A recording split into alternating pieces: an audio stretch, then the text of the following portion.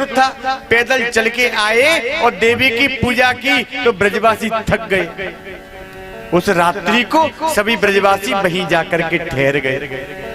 रात में एक अजगर आया और बाबा नंद को पांव पकड़ के और खींच के जंगल की तरफ ले जाने लगा कि बाबा नंद ने आवाज लगा दी, अरे बलराम, अरे कन्हैया, देख तो भैया ये अजगर मुंह को खा रहा है।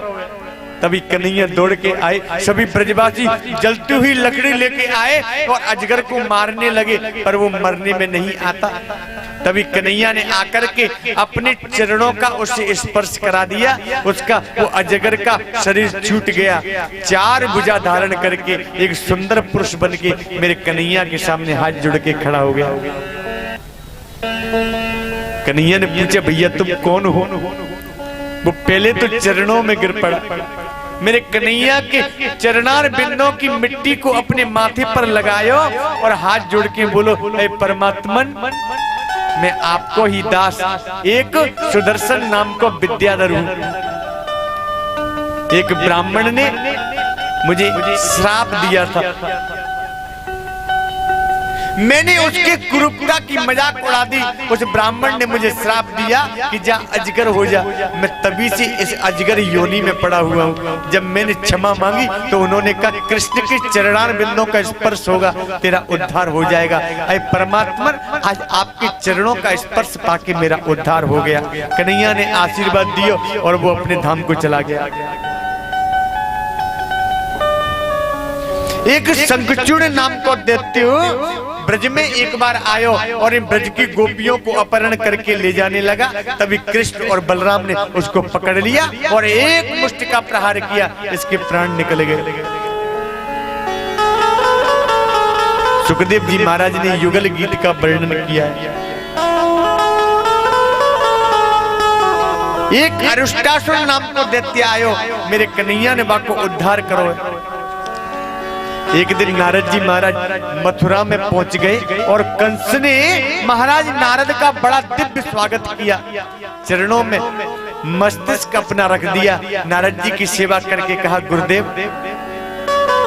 आज मेरा ये राज्य पवित्र हो गया, ये महलों में आपके चरण क्या पड़े, मैं धन्य हो गया। नारद जी बोले, हम तो आते ही कृपा करने के लिए। कंस बोला, महाराज मुझे हमेशा एक ही चिंता सताती रहती है। आकाशवाणी ने कहा था तुझे मारने वाला ब्रज में पैदा हो गया है, लेकिन मैं आज तक ये नहीं जान पाया वो कौन है, वो कैसा है। मैंने सुना कि नंद के लाला है, मैंने कितने राक्षस उसको मारने के लिए भेजे, लेकिन आज तक वो मरा नहीं है। नारद जी बोले, वो मर भी नहीं सकता। बोले क्यों? बोले इसलिए नहीं मर पाता कि तुम एक राक्षस भेजते हो और वो सारे ब्रजवासी मिलके उस एक राक्षस को मार देते हैं।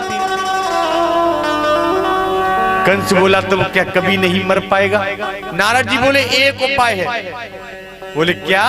कि तुम वहां राक्षस मत भेजो, तुम कृष्ण और बलराम को ही यहां बुलाओ, धनुष यज्ञ का आयोजन करो और उनको निमंत्रण भेजो कि वो यज्ञ देखने के लिए आए, और जब वो यहाँ आ जाए तो यहाँ तो तुम्हारे पास पहलवानों की कमी नहीं है, तुम्हारे सेवकों की कमी नहीं है, तमाम राक्षस हैं तुम्हारे पास। जब वो यहाँ आ जाए तो चारों तरफ से घेरे के उनको मरवा डालना। कंस को बात जम गई। नारद जी बोले, भैया कंस, अब हम चलते हैं। कंस बोला, महाराज आप कृपा करने के लिए ऐसे ही आते रहना।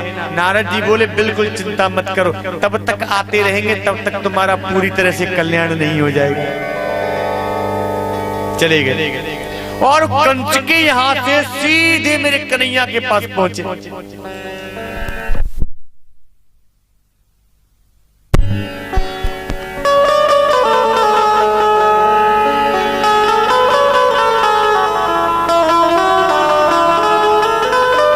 कन्हैया के पास जाकर के बोले, अरे परमात्मन, अब तो ये कंस के अत्याचारों से ये भूमि, ये पृथ्वी त्राही त्राही करने लगी है।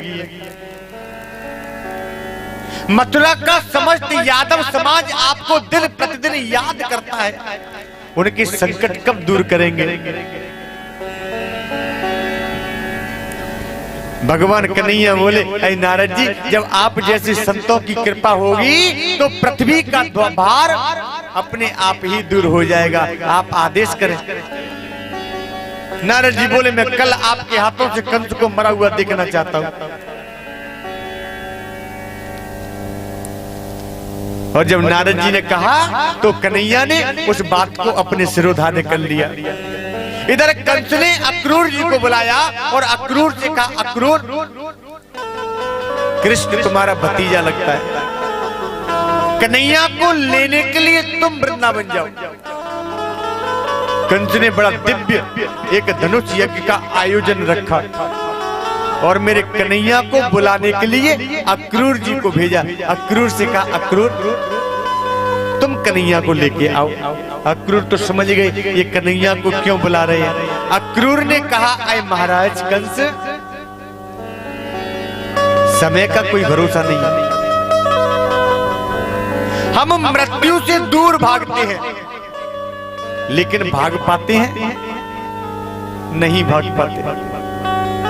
मृत्यु को टालने के कितने लोगों ने प्रयास किया लेकिन आज तक कोई मृत्यु को टाल नहीं पाया। मृत्यु तो सबको स्वीकार करनी पड़ेगी क्योंकि इस लोक का नाम है मृत्यु लोक। यहाँ जो जन्म लेके आया है उसे मरना तो पड़ेगा, वो जीवित नहीं रह सकता हमेशा के लिए।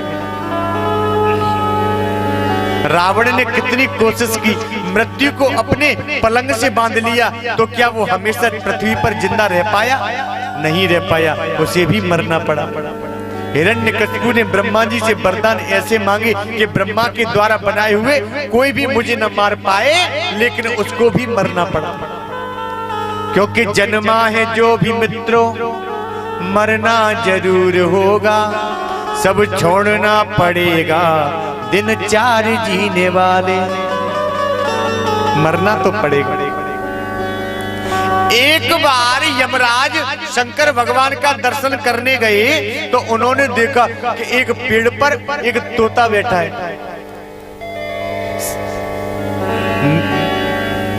यमराज जा रहे थे और नारद जी आ रहे थे। जब टेढ़ी नजर करके यमराज ने उस पक्षी की तरफ देखा तो नारद जी समझ गए कि इसकी मृत्यु आने वाली है और नारद जी ने उस पक्षी को उठाया और समुद्र के बीचों बीच एक टापू पर बरगद के पेड़ पे उस पक्षी को रख दिया। और जब यमराज लौट के दर्शन करके आए तब तक नारद जी उस पक्षी को वहां रख के वापस आ गए। जब यमराज लौट के आए तो फिर उन्होंने उस पक्षी की तरफ देखा लेकिन वो पक्षी वहां नहीं था। और यमराज जब देख रहे तो नारद जी हंस रहे थे। यमराज ने पूछा, अय नारद जी, अय महात्मन, आप हंस क्यों रहे हैं? नारद जी बोले, अब आपकी नहीं चलेगी। आपने जब टेढ़ी नजर करके उस पक्षी की तरफ देखा मैं समझ गया कि इसकी मृत्यु आने वाली है, लेकिन अय यमराज, आज मैंने उसे बचा लिया। यमराज बोले, अय महात्मन, कम से कम कृपा करके ये तो बताओ आपने किया क्या है? क्या किया आपने? बोले, मैं नहीं बताऊंगा कि मैंने उसे कहां भेज दिया। यमराज बोला, मैं बताता हूं। मैं जब इधर से गया था तो उस पक्षी को देखा मैंने। उस पक्षी की मृत्यु आज ही होनी है। समुद्र के किनारे पर एक टापू है, उस पर एक बरगद का वृक्ष है और उस बरगद के वृक्ष में एक सर्प रहता है जिसके काटने से उस तोते की मृत्यु होनी है। और वो यहाँ बैठा था। मैं ये सोच रहा था कि जब इसको वहां मरना है तो इसे यहाँ से लेके वहां पहुंचाएगा कौन? नारद जी ने माथा पकड़ लिया, वहां तो इसको मैं ही पहुंचा के आया हूं। बचाने के चक्कर में मैं खुद उसको मृत्यु के मुंह में ढकेल के आ गया। तुलसीदास जी कहते हैं, जाकी जस भवितव्यता तसते मिले सहाय, आप न आवे ताहि ताय तहां ले जाए। स्थिति और भावी ऐसी प्रबल होती है